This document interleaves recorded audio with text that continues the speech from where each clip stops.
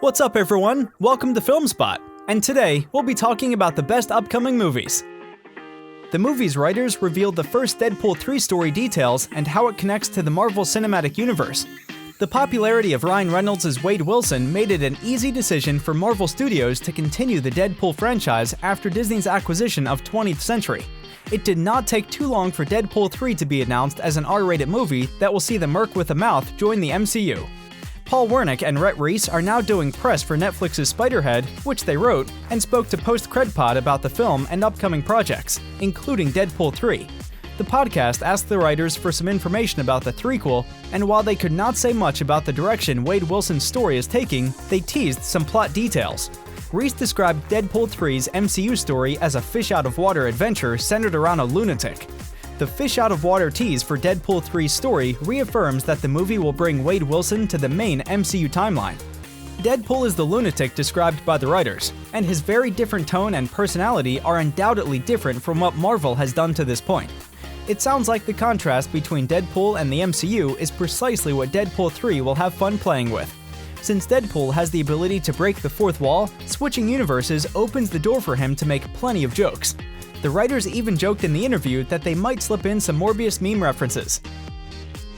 Warner Bros. Has released the synopsis for the film that gives a clearer understanding of how the movie will fit into the world of Mad Max. In Fury Road, it's revealed that Furiosa came from the green place of many mothers, but it's simply stated that she was taken, eventually ending up as an imperator for Immortan Joe. In Furiosa, it appears the character will be put in a war between two warring factions, Immortan Joe and the warlord Dementus. Warner Bros. Plans for the DCEU moving forward reportedly do not involve the Flash star Ezra Miller. After multiple delays and creative shakeups, The Flash is finally set to arrive in theaters on June 23, 2023. The film sees Ezra Miller reprising the role of Barry Allen from Justice League and will be joined by Sasha Calle as Supergirl and Michael Keaton making his grand return as Batman 31 years after his last appearance in Batman Returns. However, Miller has been at the center of a number of troubling headlines in the past few weeks. Miller was arrested in Hawaii twice in 2022 with charges of second-degree assault. More headlines have surfaced since then. While Warner Bros. Still has over a year until the release of The Flash, they reportedly already have begun discussing the future of the franchise, and it's not looking good for Miller. In a recent report by Deadline, insiders say that the studio has tried getting help for Miller, but as the headlines continue to pile up, it appears that Miller does not fit in with Warner Bros. Discovery CEO David Zapslav's plans for the DCEU. Regardless of how the current situation with Miller turns out, it appears that they have no future in the DCEU. Warner Bros. Originally had no plans to recast Miller in The Flash, yet as more headlines build up, the future of the entire franchise might be at stake. What Warner Bros. Will do with The Flash remains to be seen, but if the studio does recast the role of Barry Allen, they could reshoot the movie ending and use the film's multiverse plot to explain the change in performer. With the Infinity Saga now in the past, Marvel Studios is currently in Phase 4 of its cinematic universe. Fans can be reassured that the newest phase for the franchise is still heading into a larger story in the future after recent comments from Marvel Studio president Kevin Feige. In an interview with Total Film, Feige said, "As we're nearing the end of Phase 4, I think people will start to see where this next saga is going." Feige has a history of introducing the future of the MCU in big ways.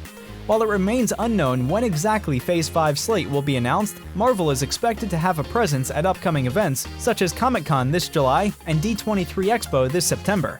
It's understandable for fans to assume that these announcements are now right around the corner. Phase 4 began the integration of television as part of Marvel's overarching story with the debut of various series on Disney+, such as WandaVision, which heavily tied into Doctor Strange in the Multiverse of Madness. With the inclusion of television into the franchise, Marvel now has the chance to tell even larger overarching stories for the future. Then Feige said, "I think there have been many clues already, that are at least apparent to me, of where this whole saga is going. But we'll be a little more direct about that in the coming months to set a plan, so audiences who want to see the bigger picture can see a tiny bit more of the roadmap." Several Phase 4 projects have already teased small bits of what could potentially be a larger story for the franchise's future. The introduction of Kang the Conqueror in the first season of Loki, who will make his film debut in Ant-Man and the Wasp: Quantumania, have already teased the concept of multiversal war, which could be the direction the MCU is going. Venom 3 is underway as Tom Hardy teases the script on social media, revealing the story is by him and Kelly Marcel, with the script written by Marcel, the writer of the first two movies. The image posted to Instagram features a doodle of Venom with the tongue becoming the 3. Some fans also think the red color and the S shape of the Venom tongue might mean Spider-Man will be a part of the flick, as Sony also owns Spider-Man, but the character has been on loan to Marvel as part of the MCU.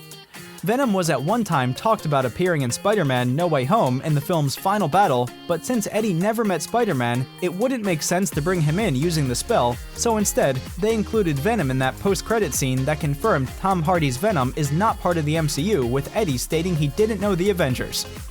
During the promotion for Morbius, the director did confirm a version of Spider-Man exists in the same universe as Morbius and Venom. So maybe it's a different version than the Tom Holland version, which could be the version appearing in Venom 3 if that is the case. Thanks for watching, and see you in the next one!